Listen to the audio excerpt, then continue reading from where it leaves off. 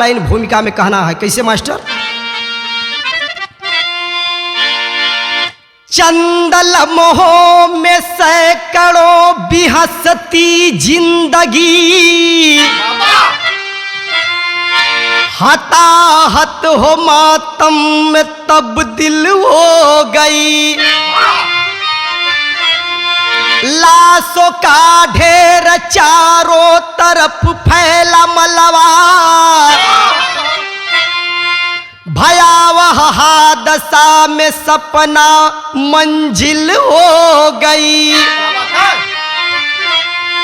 घर से निकले थे सुहाने सफर के लिए, मगर मौत ने ले लिया अपने आगोश में।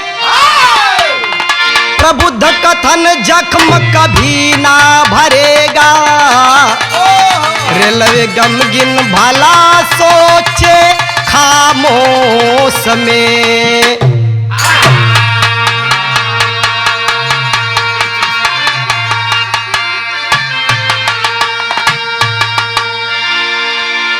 अरे बाबू, एक लाइन कव्वाली का टुकड़ा लगल मास्टर का।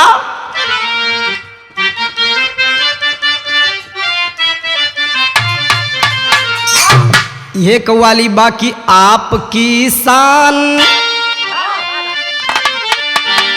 आपकी शान है क्या शान मदीने वाले।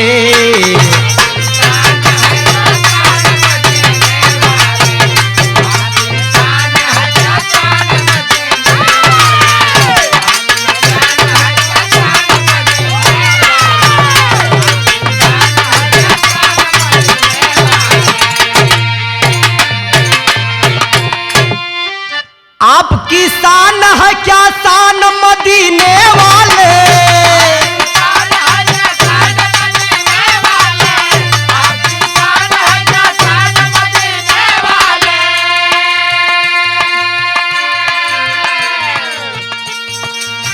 आप हैं नबियों, आप हैं नबियों के सुल्तान मदीने वाले।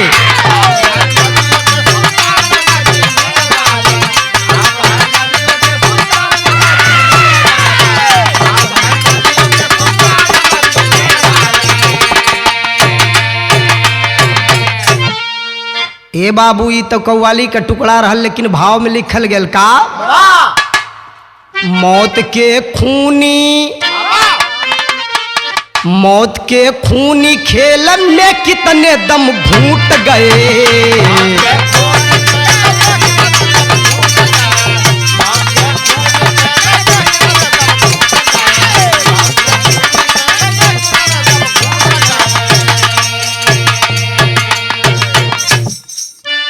मौत के खून खेल में कितने दम घूट गए।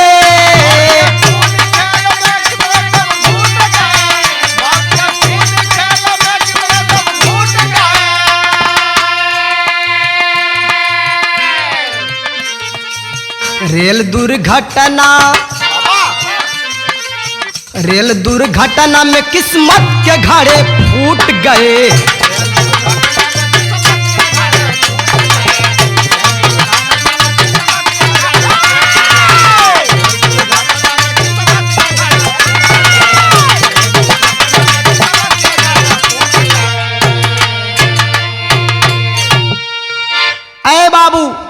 एजे से कहानी का शुरुआत होता मास्टर। कैसे? नजम में लिखल गेल।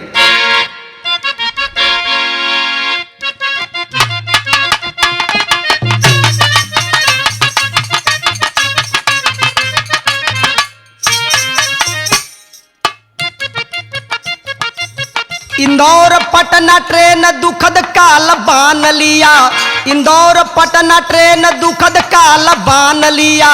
दोपहर 2 बजे शनिवार को प्रस्थान किया।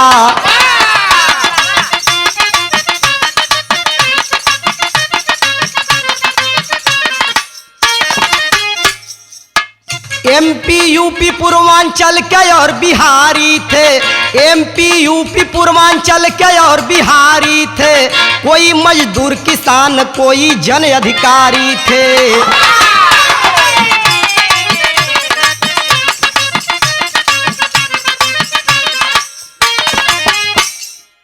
पुखराया कानपुर से पहले जोर आवाज हुई, पुखराया कानपुर से पहले जोर आवाज हुई, गिरी जो 14 बोगी मौत की सरताज हुई।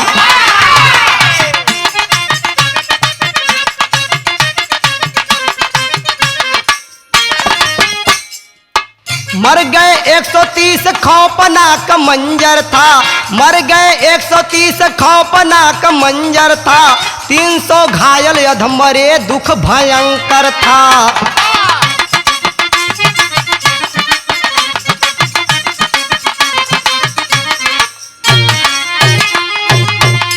अरे बाबू पहले बात को समझ ले, इंदौर स्टेशन से पटना इंदौर एक्सप्रेस 19/321 डाउन पटना की ओर 19 नवंबर 2016 रविवार को दोपहर 2 बजे प्रस्थान किया। ट्रेन में सवार यात्री एमपी यूपी पूर्वांचल बिहार झारखंड तक के लोग सफर कर रहे थे। विराज सुनने वाले भाई बंधु गौर करेंगे, 20 नवंबर 2016 दिन रविवार भोर के समय ट्रेन 110 किलोमीटर प्रति घंटा की रफ्तार से चल रही थी। उसी समय कुछ लोग अपनी सीट पर सोए थे तो कुछ लोग नित्य क्रिया कर्म के लिए जग चुके थे। किसी किसी माता बहनों के गोद में छोटे छोटे लाल किलकारियां भर रहे थे। अय बाबू ठीक उसी समय कानपुर स्टेशन से 57 किलोमीटर पहले पुखराया और मलासा के बीच तकरीबन 3:10 पर तेज झटके और जोरदार आवाज के साथ ट्रेन के 14 बोगी पटरी से बेपटरी हो गई।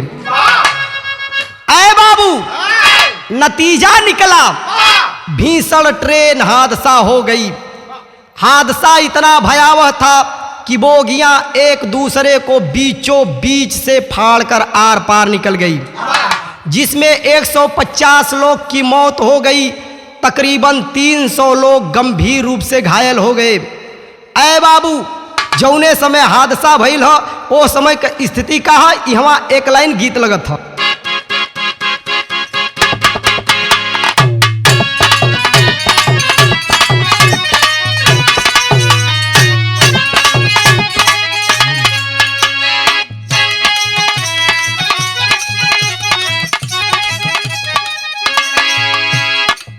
यह गीत बा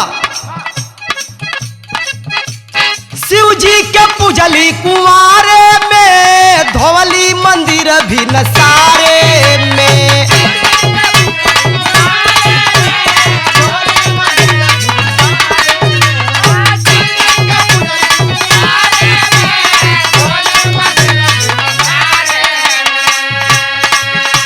शिव जी के पूजली कुंवारे में, धोवली मंदिर भी नसारे में।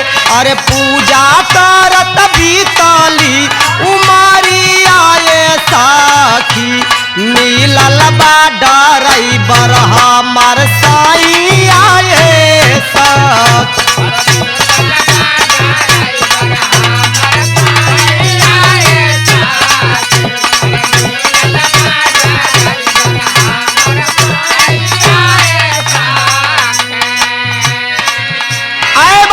गीत रहे लेकिन भाव में लिखल गल का, अरे मचल बची खा पुकारवा हो, केतनन के टूटल सहारावा हो।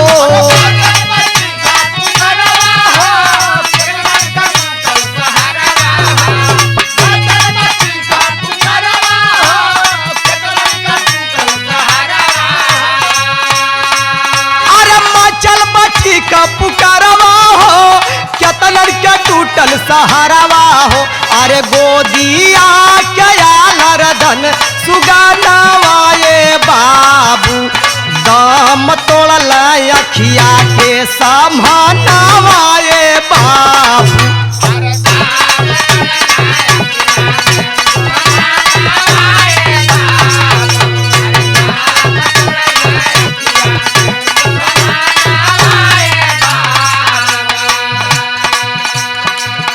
जग छोड़ल भैया बहिनी बाप महतारिया।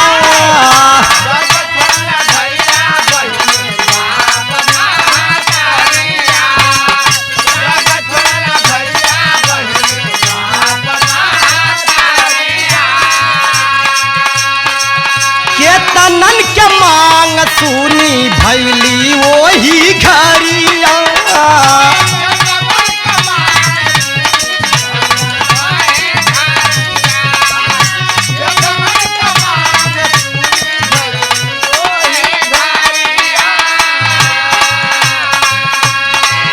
अरे टूटल कमर हाथ पायरवा हो, जिंदगी बैल बाजहरावा हो।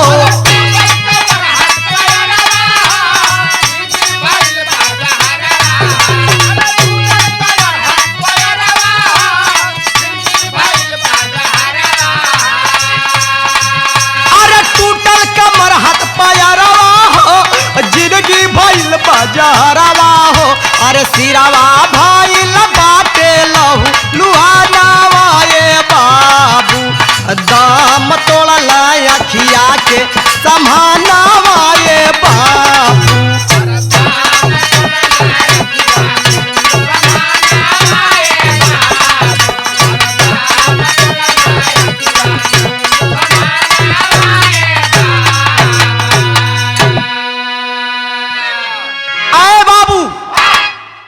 इस हादसा के बाद कोई अपने बाबू के मरद देखत बा, तो कोई अपने माई के मरद देखत बा, कोई अपने बेटा के तड़पत देखत बा, तो कोई अपने बेटी के ए बाबू इतने ना, कोई पापा पापा कह के रोवत बा, तो कोई बेटा बेटा कह के सिसकत बा।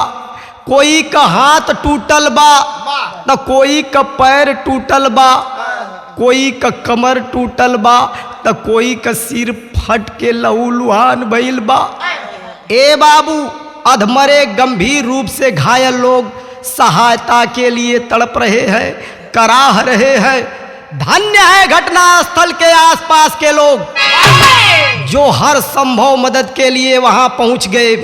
पता चला घटना स्थल से 8 किलोमीटर दूर से 2 भूतपूर्व सैनिक भी हर संभव मदद के लिए वहां पहुंचे। सलाम है ऐसे रिटायरमेंट सीमा के जवानों को और कानपुर से आने वाले प्राइवेट वाहनों के मालिकों को, जो अपनी वाहनों से गंभीर घायल लोगों को अस्पताल पहुंचाने का काम किए। ऐ बाबू, इस भयावह हादसा में हताहत होने वाले मध्य प्रदेश, उत्तर प्रदेश, बिहार के विभिन्न जिलों, कस्बों, गांवों के प्रत्येक लोगों की व्यथा बिरहा के माध्यम से तो नहीं सुनाई जा सकती, लेकिन उत्तर प्रदेश के कुछ जिलों के कस्बों, गांवों के परिवारों की व्यथा इस बिरहा के माध्यम से सुनाने की कोशिश कर रहे हैं। तो आइए सर्वप्रथम चंदौली की ओर चलते हैं।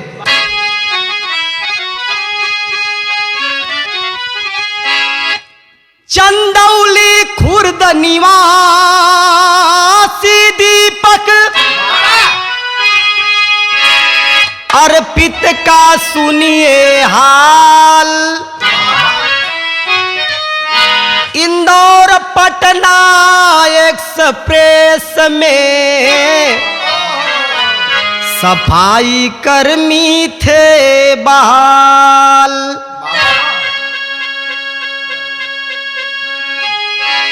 साथ में दीपक इग्नू स्नातक पढ़ाई का करे ख्याल। पहुंची लाश घर छाया मातम, दोपहर में तत्काल। ऐ बाबू, बताया जाता है गरीबी क्या से क्या नहीं करने पर विवश कर देती।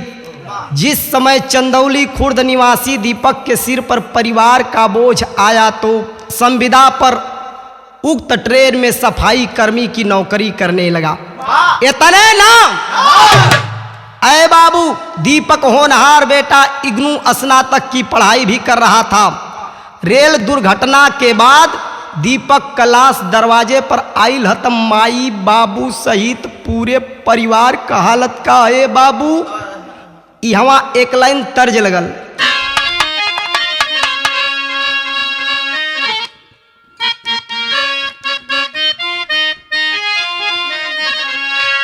ओए होए होए क्या गीत है कि यही पार गंगा ये माई, यही पार गंगा ये माई, वही पार जमुना हो। वही पार जमुना ये माई, वही पार जमुना हो। वही पार जमुना ये माई, वही पार जमुना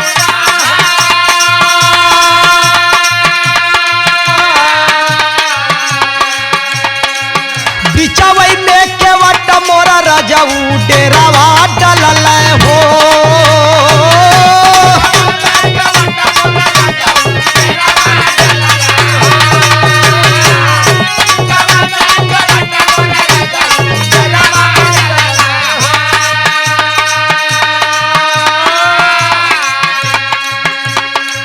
ए बाबू ई त तर्ज रहे, लेकिन बिरहा में भाव लिखल गल, घुरहु राम कृष्णावती बाप महतारिया हो।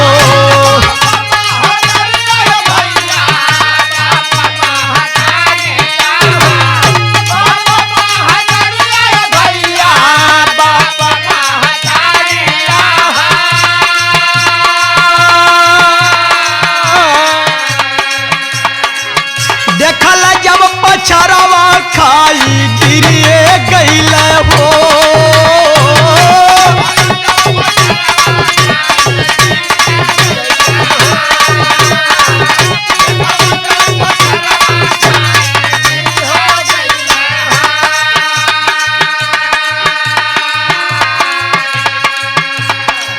चार भाई बहिनी न बीचे बाड़ा का बिरानवा हो।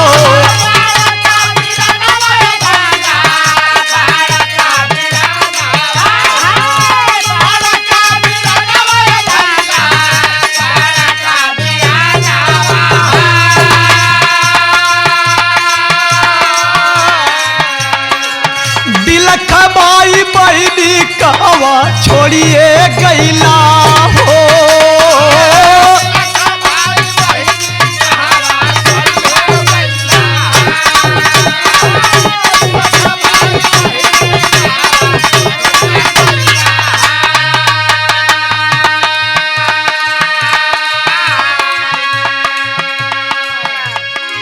अय बाबू, मजदूरी करके कमाने खाने वाले माता पिता घुरहु राम और कृष्णावती जब अपने बेटवा कलसिया देखले मन पछाड़ खाए के गिर पड़लन। बिलख बिलख के एक बात कहत बाड़न, ए बेटा बन का सहारा के बनी हो। भाई बहन रोए रो के अपन हाल बुरा कह ले हमन। यह कहत बाड़न कि ए भैया अब घरे का खर्च कैसे चली, हमन का भविष्य अंधकार में छोड़ गईला नो। ए बाबू, दीपक का धर्म पत्नी उर्मिला और बेटवा का हालत का हो। लसिया परोतिया उर्मिला गुजारिया हो।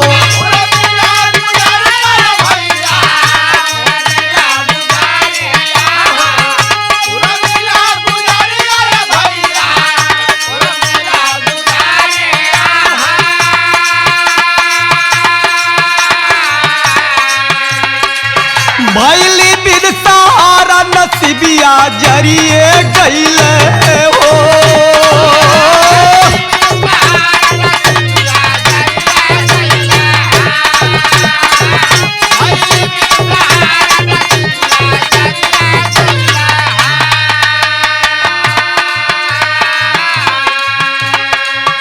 ए बाबू, उर्मिला धर्म पत्नी रोए रो के यह कहत बाड़िन का, 7 माह का गर्भ भई है के करा के पापा कहिए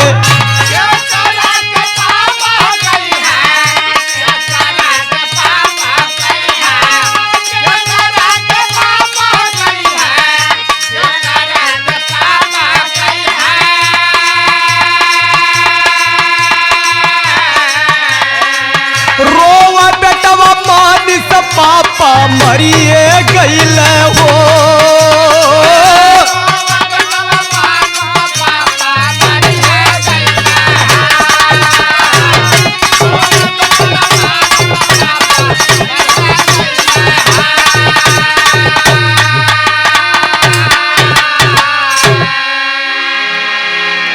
ऐ बाबू धर्म पत्नी उर्मिला लाश पर छाती पीट पीट के रोवत है ए सैया हई जीवन रूपी नाव केकरा सहारे लगी हो। सबसे बड़ी बात तो ई बा ए सैया हई गर्भ में जवन 7 महीना का बेटा चाहे बेटी पैदा होई पापा पापा कह के पूछी त का जवाब देब ए सैया। ए बाबू इतने ना 5 साल का बेटा मनीष अपनी माँ उर्मिला के गोद में बैठ करके रो रहा है, पूछ रहा है ए मम्मी पापा मर गए लड़का। दीपक के ससुराल तारा जीवनपुर ससुर राधे श्याम सास सावित्री देवी और परिवार के लोग जब खबर सुनले हमन छाती पीट पीट के रोवत हमन गम बर्दाश्त ना होत बा। ऐ बाबू यह दशा चंदौली खुर्द निवासी अर्पित के परिवार कह दीपक और अर्पित दोनों साथ में ही काम कर रहे थे। 18 वर्ष के अर्पित का लाश दरवाजे पर जब आयल हत परिवार का स्थिति का है बाबू यहाँ एक लाइन तर्ज लगल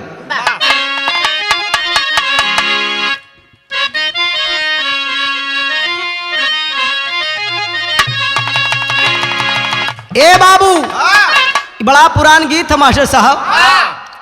यह गीत बाकी कवन मगरूरी में अरे कवन मगरूरी में अरे बूला नारी का नमावाए सुगाना कवन मगरूरी में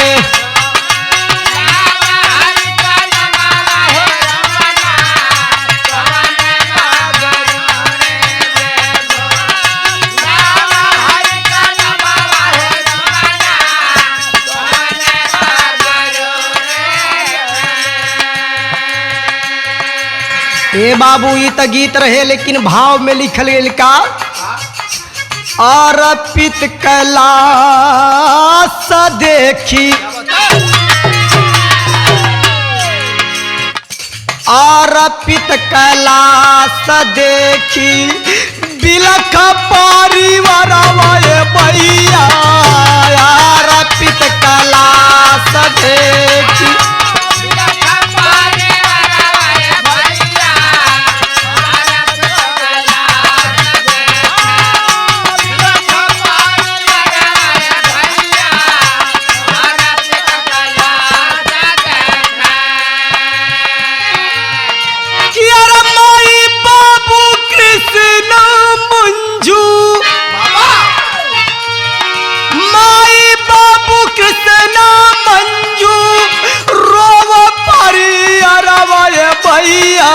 अर्पित कैलाश देखी बिलख परिवार भैया अर्पित कैलाश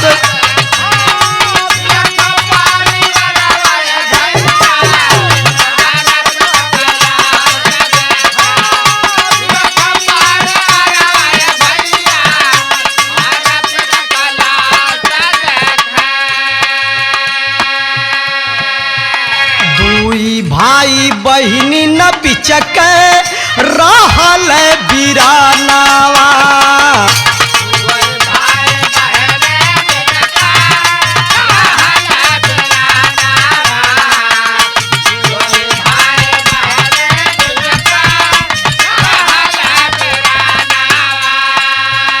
दीपक मित्र साथे काम कर मोर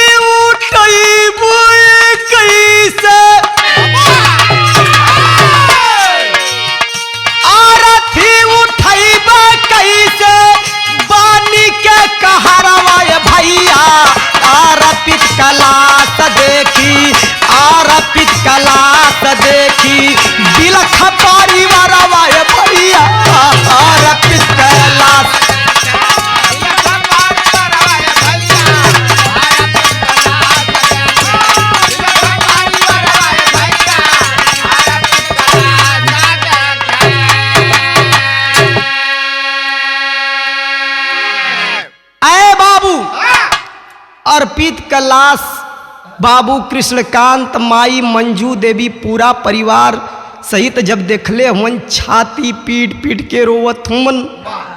बाबू कृष्णकांत बेटवा के लसिया से रोए रोए के कहत बाटन कि ए बेटा तोहरा अर्थी के कैसे कांधा देबो। ए बाबू, इसी ट्रेन में उमाशंकर 30 वर्ष बबुरी निवासी पेंट्री कार कर्मचारी संविदा पर सफाई कर्मी की मौत से पूरे परिवार का सहारा ही छिन गया। 70 साल का बुढ़िया मतारी इंद्रावती अपने बेटवा के लसिया पर रोए रोए के एगो बात कहले बाणी का।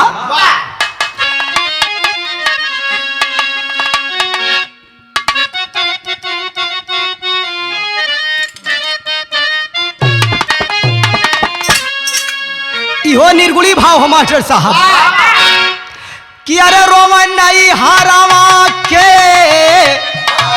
लोगावा रे सखिया, अरे रोमन नहीं हारावा के अरे लोगावा रे सखिया, विधवा करौले पिया बदरी में।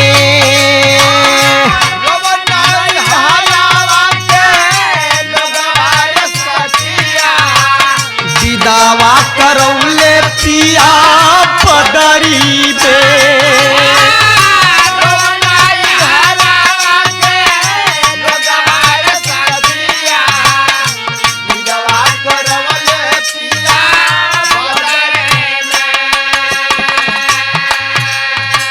ए बाबू, माई इंद्रावती अपने बेटवा उमा शंकर के लसिया से रोए के कहत बाड़ी, उमा शंकर कहवा छोड़ी कैला मोरे हीरावा। उमा शंकर कहवा छोड़ी गैला मोरे हीरावा, लौकले अनहरिया बेटा दुनिया में।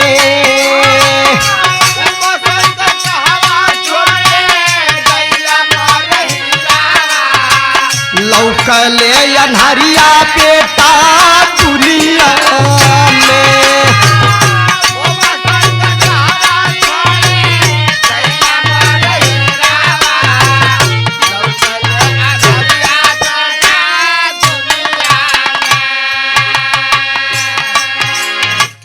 बाबू तोहार पत्नी छोड़ल सन सारावा,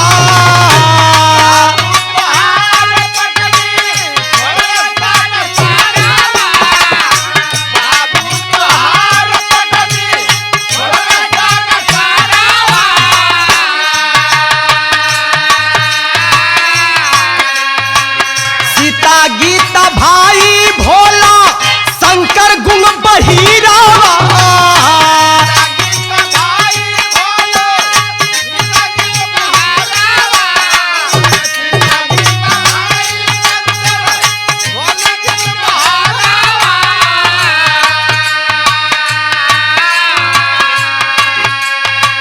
छाया माया नाती नबिल खे बहन नदीरावा। छाया माया नाती नबिल खे बहन नीरावा, लौकले अनहरिया बेटा दुनिया में।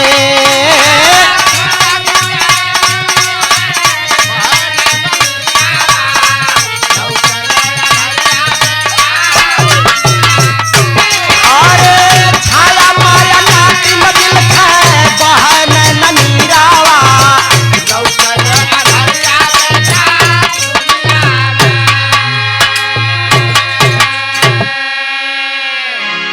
ऐ बाबू, बुढ़िया मतारी इंद्रावती अपने बेटवा उमा शंकर के लाश के पास बैठ के रोवत हैं। आँख से आंसू रुके का नाम ना लेत बा। ए बाबू, यह कहत बाटी कि ए बेटा, बहुत पहले तोहार बाबू ये दुनिया से चल गईलन, इतना गम ना भइल। 1.5 साल पहले तोहार धर्म पत्नी ये दुनिया से विदा हो गई, तब भी इतना गम ना भयल जितना तोहरा मुअला के बाद गम बा। ए बेटा ए बुढ़ापा का सहारा के बनी, ए गूंगा बहिरा तोहरे भैयन का सहारा के बनी। तोहार बिटिया छाया 12 वर्ष माया 8 वर्ष बिना बाप माई कटूअर हो गई लो। इन्हन का देख रेख शादी विवाह के करी ए बेटा। इतने ना ए बाबू, पता चला उमा शंकर के 3 गो बहन भी हैं। जमुना से एक बहन का शादी फरवरी माह में करने के लिए तय किया था। एहवर का बात एहवर छोड़ी, आगे चकिया तिलौरी रमाशंकर जेकर उम्र 40 बरिस ह, परिवार का हालत का ह। यहाँ एक लाइन गीत लगल,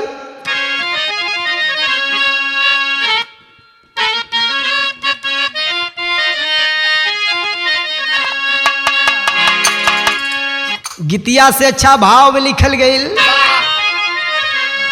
हम बतैला कि सुना तनी भैया ओ,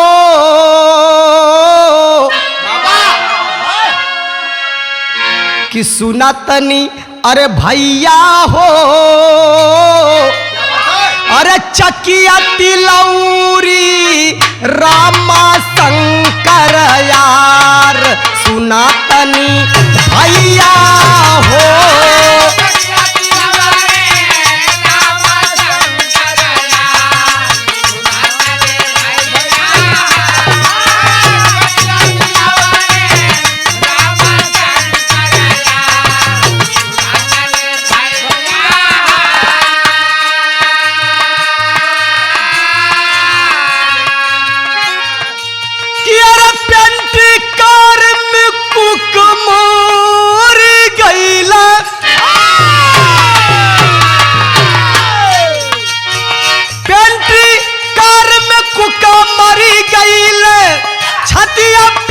परिवार सुना तनी भैया,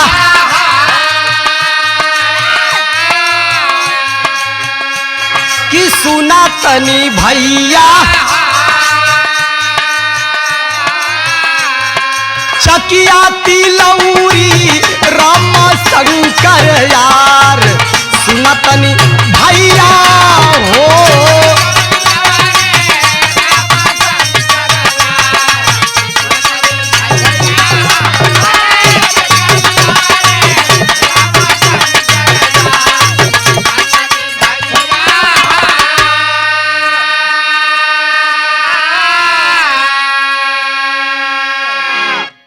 ऐ बाबू, चकिया कोतवाली क्षेत्र के तिलौरी गांव निवासी रमाशंकर इसी ट्रेन में पेंट्री कार में संविदा पर कुक की नौकरी कर रहे थे। रेलवे पुलिस द्वारा रमाशंकर के शव को कानपुर के जिला अस्पताल में पोस्टमार्टम करवाकर परिजनों को सौंप दिया गया। भाई साहब, सुनने में आया कि वह भी घर के एकमात्र कमाऊ सदस्य थे। इतने ना, मुगल सराय का हालत का कि मुगल सराय अब्दुल कयूम बिन सिसक नारी जीना, अरे कैसे शादी बेटिन के होई, अरे रुकैया सफिया मैमूना की सुना तनी भैया,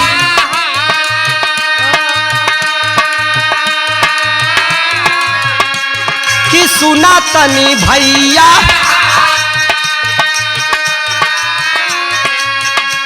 अरे रहल सफाई करमिन के सरदार, सुना तनी भैया हो।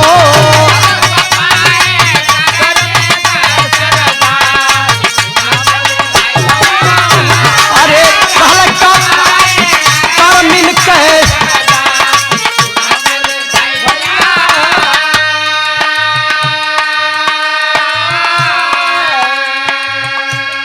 ए बाबू, मुगल सराय मुस्लिम महल निवासी अब्दुल कयूम की पत्नी जीना का भी गम कम नहीं है।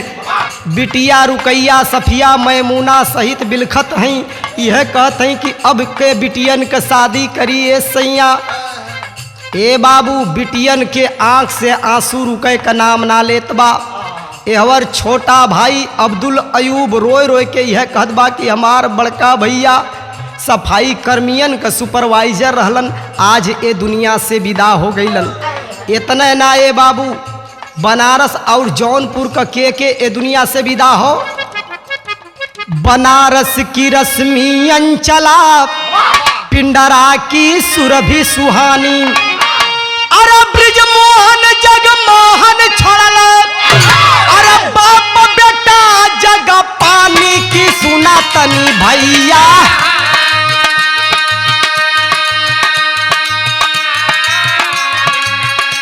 की सुना तनी भैया।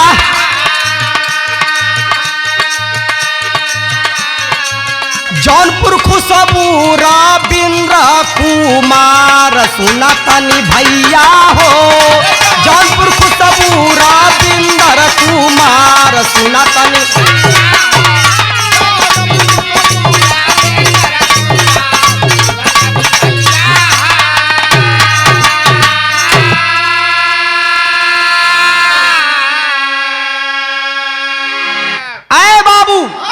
वाराणसी निवासी भाई राकेश नागर की शादी में शामिल होने आ रही इंदौर में ब्याही रश्मि शाह और अंचला छरिया तथा वाराणसी के ही संजय पुत्र गोरख थाना फूलपुर के इस हादसे में मारे गए।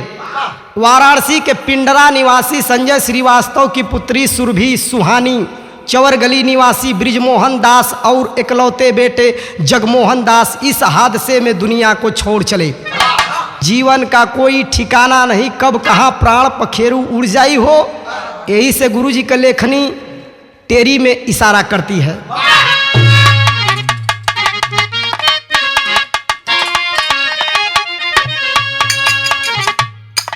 जीवन जग में पानी कई बुलबुला, अरे जीवन जग में पानी कयो, जीवन जग में पानी कै बुलबुला, त कहाँ कब कैसे परान छूटी केहू ना जान। कहाँ कब कैसे परान छूटी केहू ना जानी, जीवन जग में पानी कै बुलबुला। विदेशिया में लिखल गया बे बाबू,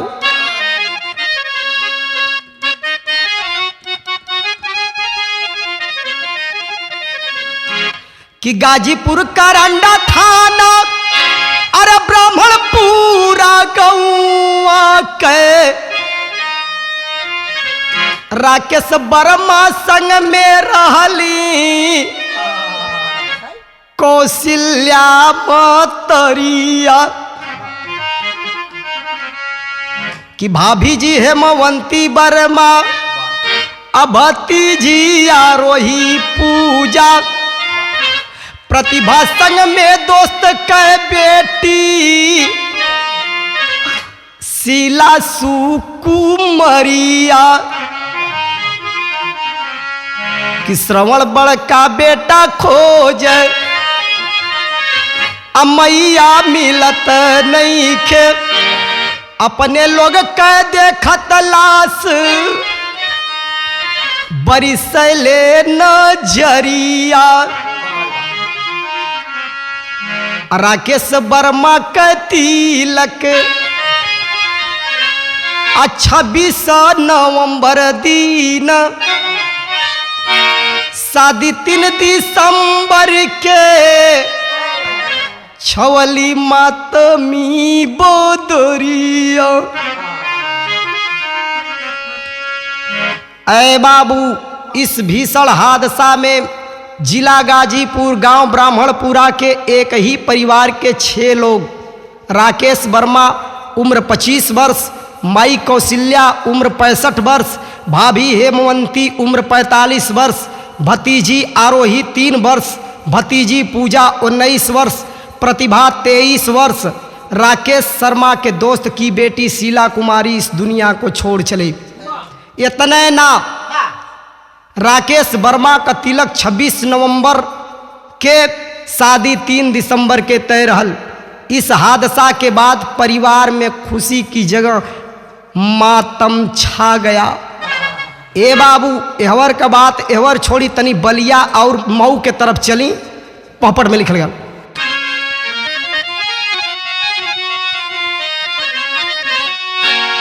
अरे गांव बघौली बासडिया का गलिया बलिया मातम में, बाबा अरे गांव बघौली बासडिया का गलिया बलिया मातम में, देखत तिवारी राजमणि का हलिया बलिया मातम में। तिवारी राजमणि का हलिया बलिया मातम में, देखा तिवारी राजमणि का देखा तिवारी राजमणि देखा तिवारी राजमणि का हलिया बलिया मातम देखा तिवारी राजमणि का हलिया बलिया मातम देखा तिवारी राजमणि का हलिया बलिया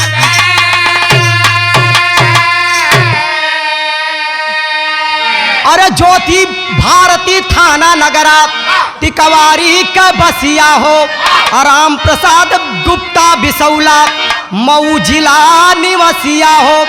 अरे काल बली बेकसूर खैला खालिया बलिया मातम में, अदुखी देशवा देख मौत की जलिया बलिया मातम में। अय बाबू, बलिया जिला बघौली गांव निवासी राजमणि तिवारी उम्र 28 वर्ष।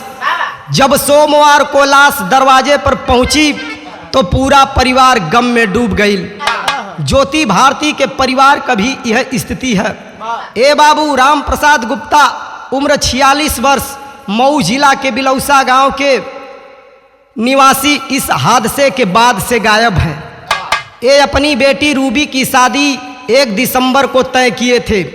बेटी रूबी कई अस्पतालों व पोस्टमार्टम हाउसों में खोजने गई पर कहीं पता नहीं चला। ए भैया, मऊ की रूबी के ऊपर शादी से पहले ही दुखों का पहाड़ टूट पड़ा, जिससे पूरा परिवार गमगीन हो गए हो। आल्हा के अंदर आजमगढ़ के यादव परिवार व विश्वकर्मा परिवार का बात सुनी। आल्हा में लिखल गया का काल बाल के हुके ना छोड़ल दुनिया में बाबू, आजमगढ़ सिरसल गांव का यादव परिवार। नवल देख बेटा सलस सुनील मोर भगिनवा बाबू, लसिया पर गिर के सब ही रोया सुधार। राधे श्याम यादव रौना पुर चालक पुतनवा बाबू, पिता की सुनदेव यादव रोया पर। गुलाब विश्वकर्मा गंभीर पुरायारापुर गौवा बाबू, पिता तारा विश्वकर्मा संग दुखित बाजवार। जिस समय आजमगढ़ सिरसाल गांव के नवल यादव के घर उनके बेटे शैलेश और भगिना सुनील यादव की लाश पहुंची तो पूरे परिवार के ऊपर जैसे वज्र का पहाड़ टूट गया। इधर गुलाब विश्वकर्मा की लाश जब गंभीरपुर अराव गांव पहुंची तो पिता तारा विश्वकर्मा संग पूरा परिवार रो पड़ा। इसी प्रकार यूपी, बिहार, मध्य प्रदेश के कई जिलों, गांवों, कस्बों के लोग इस हादसा में हताहत हुए। लेकिन राहत कार्य में कौन कौन से लोग लगाए गए और कौन कौन से लोग वहां पहुंचे, सदर आल्हा में लिखल गया।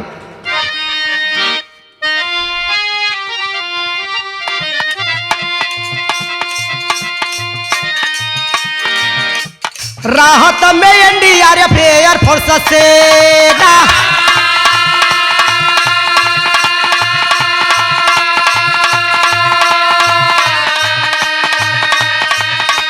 पुलिस, पीएससी, मेडिकल लागल सारा का।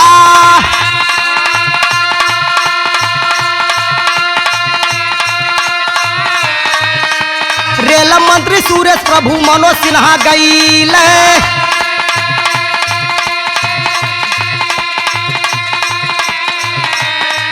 अरे शिवराज सिंह साथे कैले हो विचार।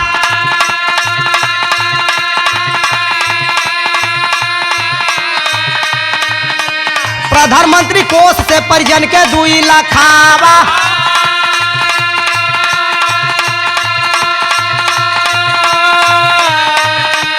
पचास हजार गंभीर लोगवा के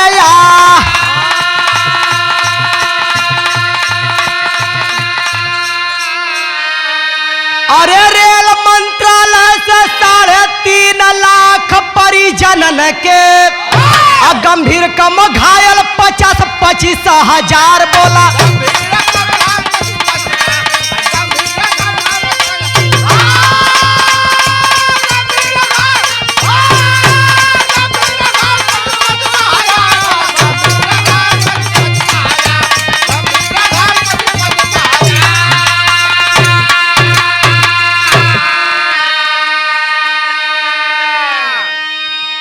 अरे बाबू, आप लोगों को मैं बता देना चाहता हूं, सरकार की ओर से राहत कार्य में NDRF, एयरफोर्स, सेना, पुलिस, PSC और मेडिकल की कई टीमें फौरन लगा दी गई। मौके पर रेल मंत्री सुरेश प्रभु, मनोज सिन्हा, MP के मुख्यमंत्री शिवराज सिंह चौहान के गहन विचार विमर्श के बाद प्रधानमंत्री कोष से परिजनों को 2 लाख रुपए और गंभीर रूप से घायल लोगों को 50,000 देने का ऐलान किया गया। इतना नाम यह रेल मंत्रालय की ओर से परिजनों को 3.5 लाख रुपए, गंभीर रूप से घायलों को 50,000 रुपए और कम घायलों को 25,000 रुपए अंशदान देने की घोषणा की गई। इसके बाद हमारे मुख्यमंत्री माननीय अखिलेश यादव सरकार द्वारा एक ऐलान किया गया उका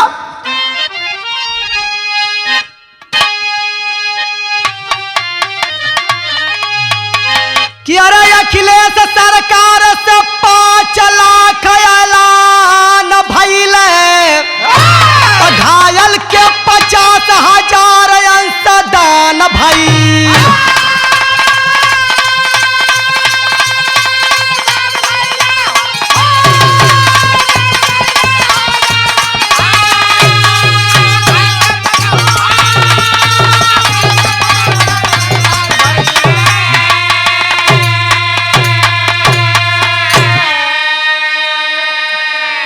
माननीय मुख्यमंत्री अखिलेश यादव सरकार की ओर से परिजनों को 5 लाख रुपए जो इस ट्रेन हादसा में अब इस दुनिया में नहीं है और गंभीर रूप से घायलों को 50,000 रुपए अंशदान देने की घोषणा फौरन कर दी गई। इतना ना, बिहार के मुख्यमंत्री माननीय नीतीश कुमार द्वारा क्या किया गया कि बिहार सरकार नीतीश कुमार का ऐलानवा कि 2 लाख परिजन दुखी पई है अब धनवा कि गंभीर घायल 50,000 का दान भइले, घायल के 50,000 अंशदान भइले। अरे बाबू, बिहार सरकार नीतीश कुमार की ओर से परिजनों को 2 लाख रुपए और गंभीर रूप से घायलों को 50,000 रुपए अंशदान देने की घोषणा की गई। और का भयल कि जे ही का रेल बीमा मिली 10 लाख रुपया, अरे उजला चमन कब खिली है ना भैया।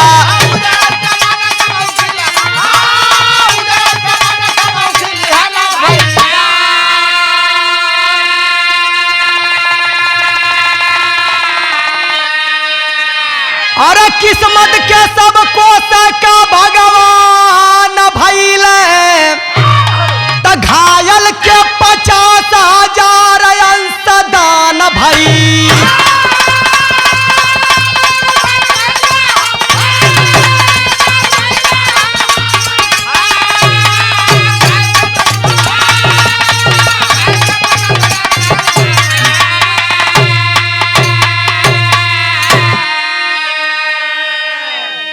ऐ बाबू, जिन यात्रियों ने रेल बीमा का चयन किया था उन मृतकों के परिजनों को 10 लाख रुपए मिलेंगे। इस प्रकार 78 PNR नंबर वाले 128 यात्रियों को कुल मिलाकर 12 करोड़ 8 लाख रुपए देने की घोषणा की गई। बिरहा का आखिरी भावक गुरु बिहारी राम जतन गुरु मुसई महान ज्ञानी।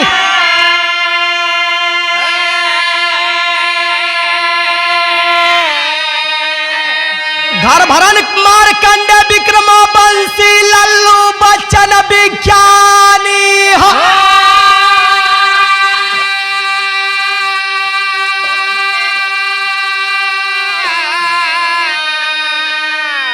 जीवन बाबा जग में पानी के बुलबुला क्या बात है? त आजाद कवि नारायण बिरहा में बरसानी। जीवन जग में पानी के बुलबुला